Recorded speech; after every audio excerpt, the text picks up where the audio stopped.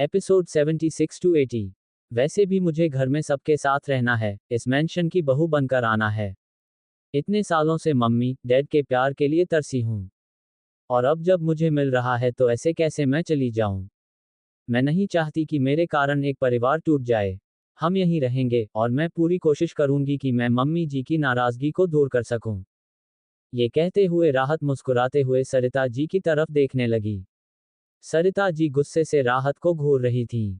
उन्हें राहत की मुस्कुराहट बर्दाश्त नहीं हो रही थी। वहीं राहत की मुस्कान भी कुछ अलग ही थी, जैसे उसकी मुस्कान के पीछे कई राज छिपे हों।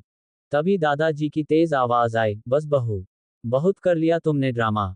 अभी मैं जिंदा हूं और मैं डिसाइड करूंगा कि इस घर में कौन रहेगा और कौन नहीं। और मैं चाहता हूं कि इस घर की छोटी बहू कहीं ना जाए। दादाजी के ऑर्डर को सुनकर सरिता जी एक पल के लिए चुप हो गईं, पर अगले ही पल वह दादाजी की तरफ देखकर बोली, पापा जी आप ये क्या बोल रहे हैं? आप क्या चाहते हैं कि वो लड़की हमारे घर की बहू बनकर रहे? वो लड़की इस घर के लिए बिल्कुल भी सूटेबल नहीं है। हमने तो अपने बेटे मोक्ष के लिए काव्या को चुना था, फिर आप ऐसा कैसे कर सकते हैं पापा जी? दादाजी गुस्से से सरिता जी की तरफ देखने लगे और तेज आवाज में बोले, सरिता बहू, अब तुम कुछ नहीं बोलोगी। बहुत बोल दिया तुमने और बहुत सुन लिया हमने। फिर वह देवेश जी की तरफ देखे और बोले, अपनी बीवी को समझा लो देवेश, वरना कहीं ऐसा ना हो कि वो मेरे गुस्से को न झेल पाए। अपने डैड की बात सुनकर देवेश जी सरिता जी की तरफ घूर कर देखने लगे, तो सरिता जी भी उन्हें गुस्से से घूर रही थी। वहीं ये सब देखकर माया जी ड्रामा करते हुए राहत की तरफ बढ़ी और बोली, क्यों किया बेटा, क्यों किया तुमने ऐसा? देखो, तुम्हारे एक गलत फैसले ने सब कुछ खराब कर दिया। एक अच्छे हंसते खेलते परिवार में तुम आग लगा रही हो बेटा। क्यों घर तोड़ रही हो? तुम्हें सोचना चाहिए था कि तुमने क्या किया है। क्या तुम भूल गई कि मोक्ष तुमसे कभी प्यार करता ही नहीं था? वो तो काव्या से प्यार करता था। तुम कैसे अपनी ही बहन की खुशियों को छीन सकती हो? क्या तुम्हें जरा भी दया नहीं आई ये सब करते हुए? मैं समझ चुकी हूं कि ये सब मोक्ष ने नहीं, तुमने ही उसे मजबूर किया होगा। बताओ राहत बेटा, क्यों किया तुमने ऐसा? अभी तो तुम्हारे पापा को गए 2 दिन भी नहीं हुए थे, और तुम इतना बड़ा कदम उठा ली। कुछ तो सोचती। क्या कमी रह गई थी मेरे प्यार में जो तुम आज इस तरह से अपनी ही बहन की खुशियां छीन रही हो? क्या तुम्हें जरा भी प्यार नहीं आया अपनी बहन पर? तरस नहीं आया कि उस पर क्या बीतेगी जब वो ये सब देखेगी? ये कहते हुए माया जी ने काव्या की तरफ इशारा किया, जो कि फूट फूट कर रो रही थी। माया जी एक बार फिर राहत की तरफ देखकर बोली, तुमने एक साथ 3-3 जिंदगियां बर्बाद कर दी राहत। तुम नहीं जानती काव्या मोक्ष से कितनी मोहब्बत करती है, और मोक्ष भी तो काव्या से प्यार। अभी माया जी इतना ही बोल पाई थी कि तभी मोक्ष की तेज आवाज उनके कानों में गूंजी, आपसे किसने कहा मिसेस सहगल कि मैं आपकी बेटी से प्यार करता हूँ? ये सुनते ही सभी सन रह गए। तभी सरिता जी बोली, मोक्ष बेटा, ये बताने की क्या जरूरत है? हम सभी जानते हैं कि तुम काव्या को पसंद करते हो। बचपन से ही तुम उसकी केयर करते थे। वो हमेशा इतनी मासूम थी, तुम हमेशा उसको प्रोटेक्ट करते थे। कभी भी उसकी आंखों में आंसू तक नहीं आने देते थे। और आज तुम ये बोल रहे हो कि तुम उससे प्यार नहीं करते। हम सब ने तुम्हारी आंखों में उसके लिए मोहब्बत देखी है। मोक्ष कसकर अपने हाथों की मुट्ठी भींच लेता है और मन ही मन बड़बड़ाता है, ये मोक्ष साला मर गया, पर सारा काम मेरे ऊपर छोड़ गया। इसके कारण मेरी जाने मन के चेहरे पर गुस्से के भाव आ रहे हैं, जो मैं बर्दाश्त नहीं कर पा रहा। उसे कोई और लड़की मिली नहीं थी, ये चुड़ैल ही मिली थी प्यार करने के लिए। मोक्ष मन ही मन बड़बड़ा रहा था। अब भाई, उसे गुस्सा तो आएगा ही, क्योंकि असली मोक्ष तो कोई और है, और अभी जो सबके सामने खड़ा है, वो मोक्ष की शक्ल में कोई और है। अब वह कौन है, ये आप लोगों को कहानी में आगे जाकर पता चलेगा। अभी मोक्ष गुस्से में खुद को कंट्रोल कर रहा था कि तभी काव्या रोते हुए उसके पास आई। उसके हाथ को पकड़कर बोली, मोक्ष, तुम ऐसा कैसे कर सकते हो? मैं जानती हूँ, जरूर राहत ने ही तुम्हारे साथ जबरदस्ती की होगी। तुम तो मुझसे प्यार करते हो ना? जैसे ही मोक्ष ने अपने हाथों पर काव्या के हाथों को देखा, तो वह गुस्से से लाल हो गया।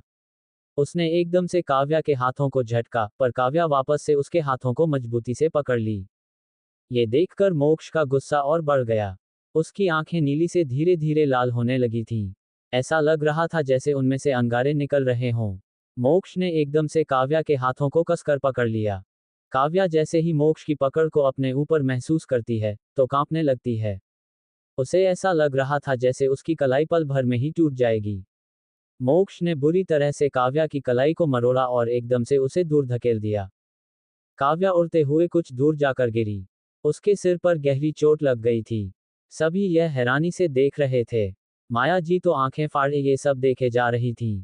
वह जल्दी से भागते हुए अपनी बेटी के पास गए, जो कि फर्श पर एक तरफ लगभग बेहोशी की हालत में पहुंच चुकी थी। माया जी जल्दी से अपनी बेटी को पकड़कर उठाते हुए बोली, काव्या बेटा, बेटा, तुम ठीक तो हो ना? ये कहते हुए माया जी की नजर काव्या की कलाई पर गई, जिस पर मोक्ष की उंगलियों की निशान साफ दिख रहे थे, जो कि बुरी तरह से लाल थे। उन लाल निशानों को देख माया जी चौंक गईं। कोई इतना बेरहम कैसे हो सकता है? माया जी गुस्से से चिल्लाई। वह एकदम से उठी और मोक्ष की तरफ देखकर बोली, क्यों मोक्ष? क्या किया है राहत ने तुम्हारे साथ? कौन सा जादू कर दिया है, जो तुम आज मेरी बेटी को इस तरह से दर्द दे रहे हो? जिसकी आंखों में तुम आंसू बर्दाश्त नहीं कर सकते थे, आज उसे इतना तड़पा रहे हो। सरिता जी भी मोक्ष और राहत के पास आए और बोली, अरे बहन जी, आप नहीं जानती, जरूर इस लड़की ने मेरे बेटे पर कोई काला जादू किया होगा। तभी तो जो भी मेरा बेटा कल तक अपनी माँ से ऊंची आवाज में बात नहीं किया, जो काव्या को हमेशा खुश रखता था, आज वह इस तरह से उसे दर्द दे रहा है। सभी की नजरें राहत पर थी। तभी मोक्ष अपने गरजते हुए आवाज में बोला, shut up, just shut up, कोई कुछ नहीं बोलेगा मुझे और यह सब ड्रामा नहीं देखना। फिर अपने दादाजी की तरफ देखते हुए बोला, दादाजी, रस्में करनी है या हम जाएं यहाँ से? दादाजी तुरंत अपने सेंस में आए और अपनी तेज आवाज में बोले, सरिता बहू, गृह प्रवेश की रस्में स्टार्ट करो, बहुत हो गया है सब ड्रामा। फिर माया जी की तरफ देखकर बोले, माया, तुम जाकर अपनी बेटी को संभालो और मैं कहूंगा कि चुपचाप से उसे हॉस्पिटल लेकर जाओ। हम सभी बाद में आकर उससे मिलेंगे, पर अभी यहाँ पर हमारी छोटी बहू का गृह प्रवेश है, ऐसे में हम कहीं नहीं जा सकते। सरिता जी बोली, पापा जी, आप ऐसा कैसे बोल सकते हैं? देखिए काव्या को कितना चोट लगी है। दादाजी गुस्से में बोले, सरिता बहू, वह हमारे घर का मैटर नहीं है। इसके लिए हम सर्वेंट को भेज देंगे। माया जी को उनकी बात सुनकर बहुत गुस्सा आया। वह गुस्से में अपने दांत पीसते हुए एक नज़र उन्हें घूर कर देखी और फिर अपनी बेटी काव्या के पास गई। वह धीरे से काव्या को सहारा देकर उठाएं, तभी वहां एक सर्वेंट आया और माया जी की हेल्प करने लगा। माया जी गुस्से में बोली, उसकी जरूरत नहीं है, मैं हूं अपनी बेटी के लिए। तभी रीमा जी और निकिता भी आ गई और वह लोग काव्या को सहारा देते हुए बाहर की तरफ निकल गए। जहां एक तरफ माया जी काव्या को लिए रावत मैंशन से बाहर आ रही थी, वहीं दूसरी तरफ राहत का गृह प्रवेश रावत मैंशन में हो रहा था। यह नज़ारा कुछ अलग ही था। कल तक जिसे अपने घर में लाने के लिए सरिता जी व्याकुल थी, वही आज इस घर से हमेशा के लिए जा रही थी। और जिसे वह अपने घर में लाना नहीं चाहती थी, वह परमानेंट उनके घर में एंट्री ले चुकी थी। सरिता जी अपने हाथों की मुट्ठी बनाए सारे रस्में कर रही थी। उन्होंने पहले मोक्ष और राहत की आरती की और फिर दोनों को तिलक लगाया। उसके बाद वहां पर एक सर्वेंट ने लाकर चावल से भरा कलश रख दिया। उसके आगे आलते की थाल थी। दादी जी वहां आए हैं, राहत की तरफ देखकर प्यार से बोली, राहत बेटा, आप अपने दाहिने पैर से धीरे से इस कलश को धक्का देते हुए इस थाली में अपना पैर रखें।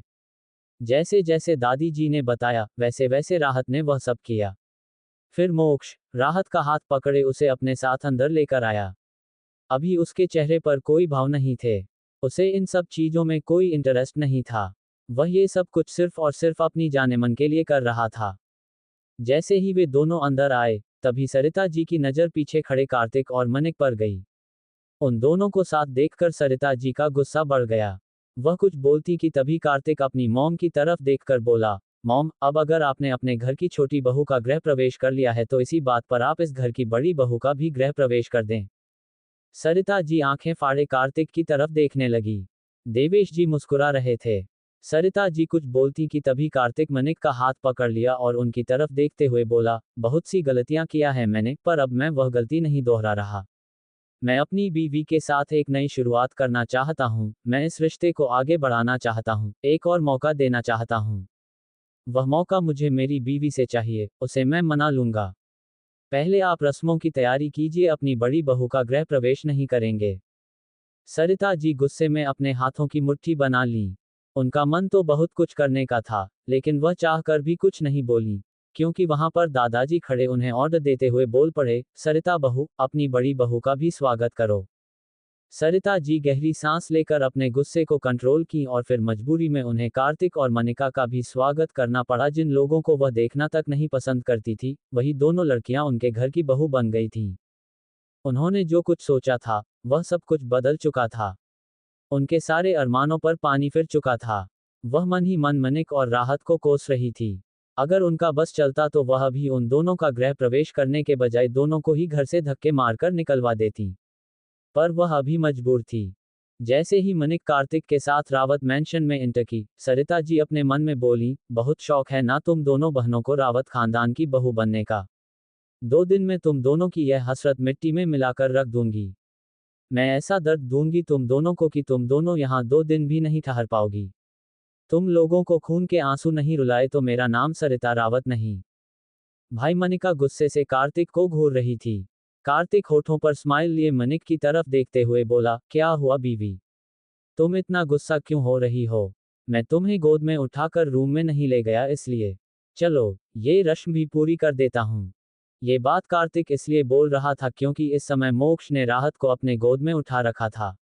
राहत छटपटाते हुए खुद को छोड़ने के लिए कह रही थी, लेकिन मोक्ष का ऐसा कोई इरादा नहीं था। राहत को शर्म आ रही थी कि सभी उन्हें देख रहे हैं। तभी वहां पर ईशानी भी आ गई। जैसे ही वह राहत को दुल्हन के जोड़े में देखी, तो वह हक्की बक्की रह गई। उसे यकीन नहीं हो रहा था कि अभी अभी जो कुछ भी उसने देखा, क्या वह सही है। वह उनकी तरफ बढ़ते हुए बोली, राहत, ये सब क्या है? और भाई, आप दूल्हे के गेटअप में क्या कर रहे हैं? मोक्ष ने घूर कर देखा और अपने सख्त आवाज में बोला, दिखाई नहीं दे रहा है? मैं दूल्हे के गेटअप में हूं, तो तुम्हारी फ्रेंड दुल्हन के गेटअप में है। तो ये सीधा मतलब हम दोनों ने शादी कर ली है। मोक्ष के रूखे टोन को सुनकर ईशानी मुंह बना ली, पर अगले ही पल वह हैरान हो गई। वह अपने मन में बोली, जब भाई ने मेरी दोस्त से शादी कर ली तो ईशान का क्या होगा? अगर ईशान को इस बारे में पता चलेगा, तो वह तो बुरी तरह टूट जाएगा। क्या करूं मैं? कैसे ईशान को बताऊं? पता नहीं, उसे इस बारे में कुछ पता भी होगा या नहीं। जब उसे यह पता चलेगा तो वह भी मेरी तरह इस दर्द को झेल नहीं पाएगा। मुझे ईशान से बात करनी चाहिए। ये सोचते हुए ईशानी तुरंत ही वहां से अपने रूम में चली गई। वहीं मोक्ष राहत को अपने गोद में लिए सीढ़ियों से होते हुए अपने रूम की तरफ बढ़ गया। कार्तिक भला कहाँ पीछे रहने वाला था। वह भी मौके पर चौका मारा और एकदम से मनिका को अपने गोद में उठा लिया। मनिका उसे गुस्से से घूरते हुए देखने लगी, जिस पर कार्तिक अपने होठों पर बड़ी सी स्माइल लिए उसकी तरफ देख अपनी एक आईब्रो विंक करते हुए बोला, क्या हुआ बच्चे? तुम सोच रही हो क्या अब हम रोमांस करेंगे? वह तो करेंगे, रूम में जाकर करेंगे ना। मनिका उसे खा जाने वाली नजरों से घूर रही थी, पर कार्तिक को क्या फर्क पड़ने वाला था। वह इस तरह मनिका को अपने गोद में लिए अपने रूम की तरफ बढ़ गया। सरिता जी गुस्से में अपनी जगह पर खड़ी थीं। वहीं दादाजी और दादी जी अपने दोनों पोतों को अपनी अपनी बीवियों को लेकर रूम में जाते देख मुस्कुरा उठे। दादी तो आज बहुत ही खुश थीं, आखिर उनका सपना जो पूरा हो गया था। वह यही तो चाहते थे कि मनिका उनके बड़े पोते से शादी करे और राहत की शादी उनके छोटे पोते से हो। बचपन में ही उन्होंने ये सपना देख रखा था, और राहत और मनिका के दादाजी का भी यही सपना था। दादाजी मन ही मन सोचे, जब मेरे यार को इस बारे में पता चलेगा तो वह कितना खुश होगा। ये सोचते हुए वह दादी जी के साथ अपने रूम की तरफ बढ़ गए। उन्हें अच्छे से पता था कि माया की ससुराल यानी सहगल मैंशन पहुंचेंगे तो उनके दोस्त को ये सब बात पता चल ही जाएगा, पर फिर भी वह चाहते थे कि यह खुशखबरी वह खुद दें। ये सोचकर वह अपने रूम में आए, अपना फोन उठाया और अपने दोस्त को कॉल कर दिया। दूसरी तरफ सहगल मैंशन में राहत और मनिका के दादाजी सोफे पर बैठे हुए थे। वह दोनों अभी भी अपने बेटे विजय की मौत का मातम मना रहे थे। उन्हें तो यकीन ही नहीं हो रहा था कि उनका बड़ा बेटा अब इस दुनिया में नहीं रहा। दादी जी की आंखें रो रो कर लाल हो चुकी थीं और दादाजी उन्हें शांत कर रहे थे। हालांकि उनका दर्द भी कम नहीं था, पर वह खुद को मजबूत बनाए हुए थे। तभी उनका फोन बजने लगा। उन्होंने एक नज़र फोन की तरफ देखा और फिर कॉल पिक कर लिया। कॉल पिक करते ही दूसरी तरफ से आवाज आई, क्या हाल है मेरा यार? ठीक तो है ना? राहत के दादाजी उदासी भरे शब्दों में बोले, जिसका बड़ा जवान बेटा इस दुनिया से जा चुका हो, वह ठीक कैसे हो सकता है? ये सुनकर मोक्ष के दादाजी थोड़े उदास हो गए और बोले, जानता हूं यार, जो हुआ वह बिल्कुल सही नहीं हुआ। पर इस तरह से दुखी रहने से क्या हो जाएगा? ऐसे तो विजय के भी आत्मा को शांति नहीं मिलेगी। वह देखेगा तो उसे बहुत तकलीफ होगा कि उसके पिताजी इतने दुखी हैं। खुद को संभाल, और अगर तू ऐसे रहेगा तो भाभी को कौन संभालेगा। ये सुनते ही राहत के दादाजी ने एक गहरी सांस लेकर बोले, सही कह रहा है तू। संभाल ही तो रहा हूं खुद को। हाँ ये बता, कैसे कॉल किया है। तभी मोक्ष के दादाजी बोले, मैंने तुझे खुशखबरी देने के लिए कॉल किया हूं। ये सुन राहत के दादाजी बोले, कैसी खुशखबरी। मोक्ष के दादाजी तुरंत ही बोले, खुशखबरी यह है कि आज हम दोनों का सपना पूरा हो गया है। हमने जो सालों पहले सपना देखा था, वह सपना साकार हो गया है। राहत के दादाजी अभी समझ नहीं पा रहे थे कि आखिर उनका दोस्त क्या कह रहा है। तभी मोक्ष के दादाजी खुश होकर बोले, अरे, हमारे दोनों पोतों ने शादी कर ली है। ये सुनते ही राहत के दादाजी चौंक गए। वह हैरानी से बोले, क्या, तेरे बड़े पोते ने मेरी पोती मनिका को छोड़कर किसी और से शादी कर ली है? क्या उसने निकिता से शादी कर लिया है? अभी वह आगे कुछ बोलते ही कि तभी मोक्ष के दादाजी बोले, अरे, तू क्या बोल रहा है? पहले मेरी बात सुन। मेरे दोनों पोतों ने तेरी दोनों पोतियों से शादी की है। पर वह दोनों पोतियां वह हैं जिनके बारे में हम लोगों ने बचपन से सपना देखा था। राहत के दादाजी कुछ कुछ समझ रहे थे, पर उन्हें पूरी बात समझ नहीं आई। वह थोड़े गुस्से भरी आवाज में बोले, तू सीधे सीधे बता कि बात क्या है। किसने किससे शादी की है? ये पहेलियां बुझाना बंद कर और साफ शब्दों में बता। तभी मोक्ष के दादा हंसते हुए बोले, मुझे पता था तू नहीं समझ पाएगा। चल, मैं तुझे साफ शब्दों में बताता हूँ। मेरे छोटे पोते मोक्ष ने तेरी छोटी पोती राहत से शादी की है। और मेरा बड़ा पोता, जो कि पहले से ही तेरी बड़ी पोती के साथ शादी में था, यानी कार्तिक, मनिका के साथ पहले से ही शादी में था, उसने भी अभी शादी को एक और मौका देने के बारे में कहा है। उसने साफ शब्दों में कहा है कि वह मनिका को तलाक नहीं देगा और वह इस शादी को आगे बढ़ाना चाहता है। इसलिए आज मोक्ष राहत के गृह प्रवेश के साथ कार्तिक और मनिका का भी गृह प्रवेश हुआ है। मेरे घर में मेरी प्यारी दोनों पोता बहुएं आ गई हैं।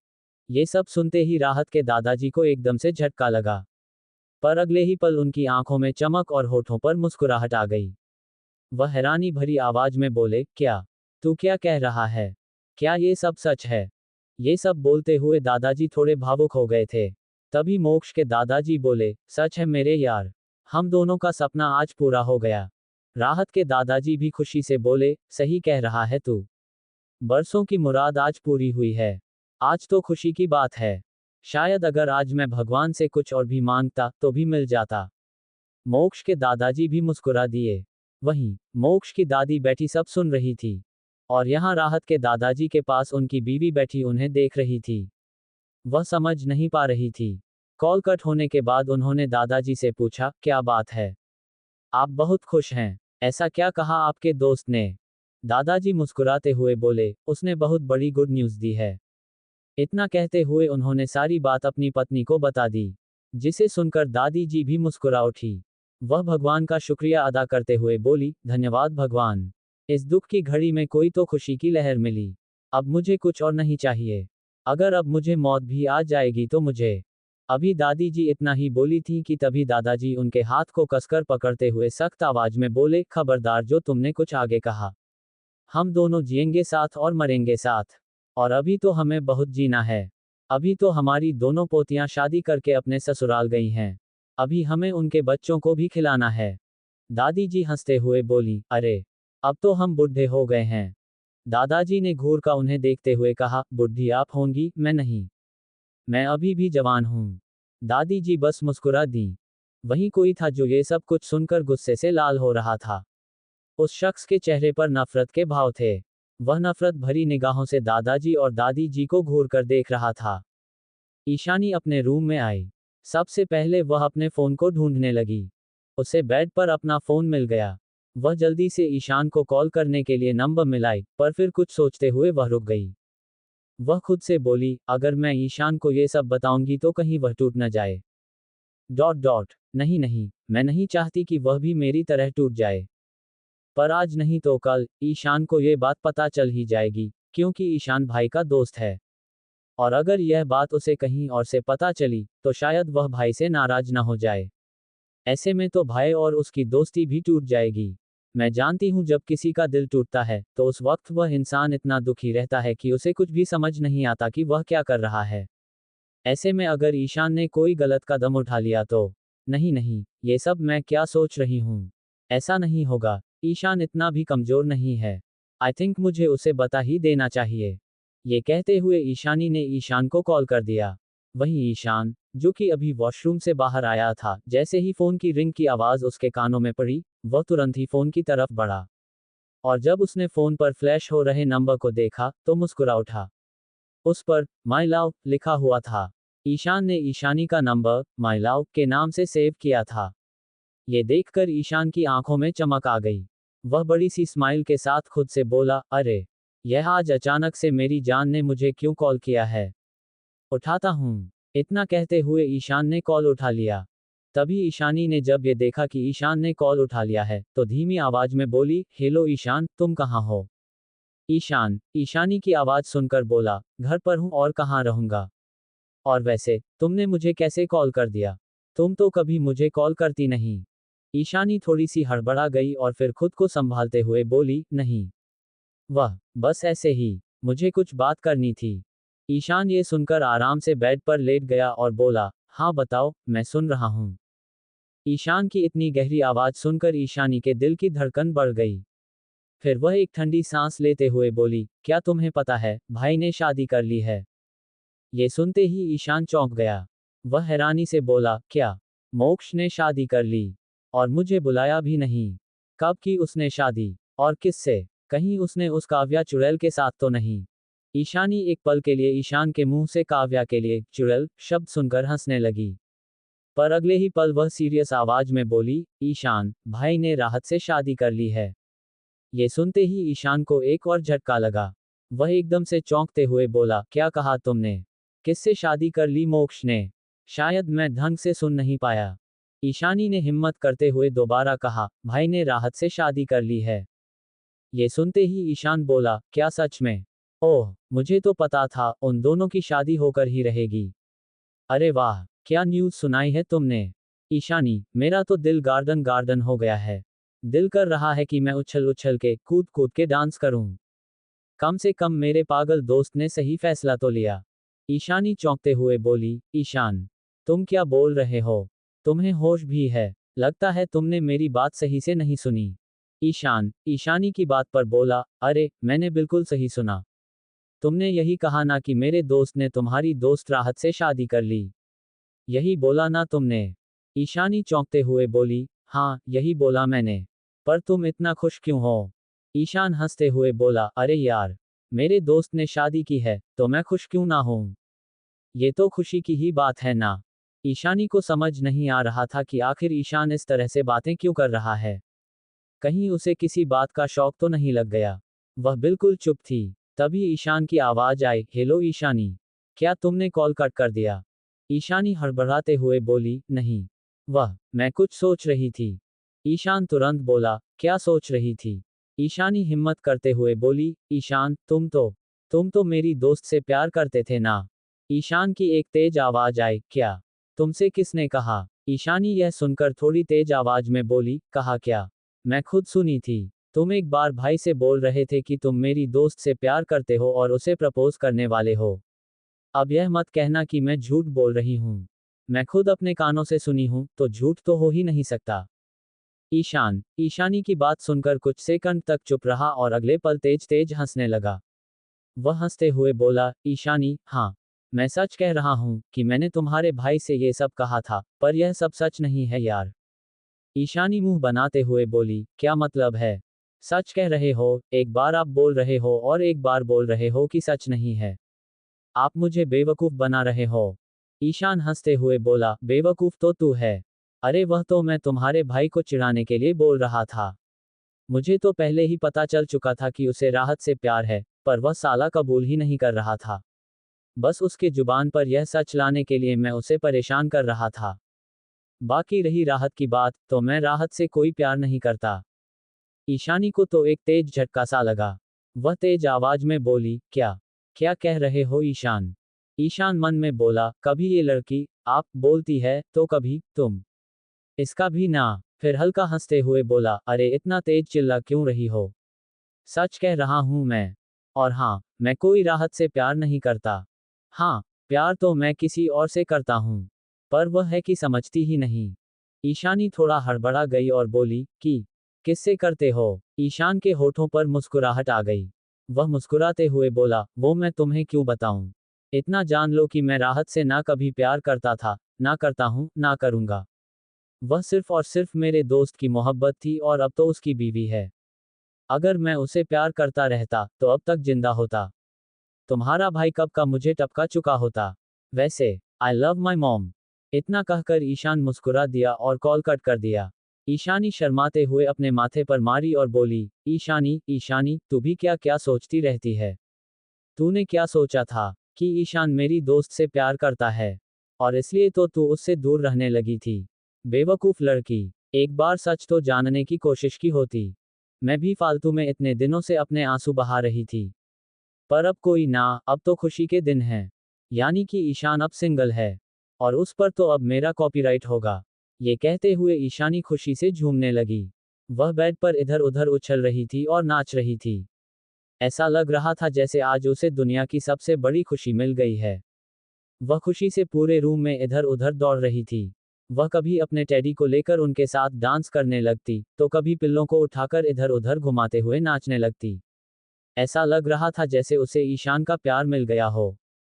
वहीं दूसरी तरफ, ईशान भी ईशानी की बातों को सोच सोच कर मुस्कुरा रहा था। वह बेड पर लेटे हुए ऊपर सीलिंग की तरफ देखते हुए बोला, मेरी बेवकूफ बुद्धू मोहब्बत, समझती ही नहीं है कि इस दिल में तो कब की वह बस चुकी है।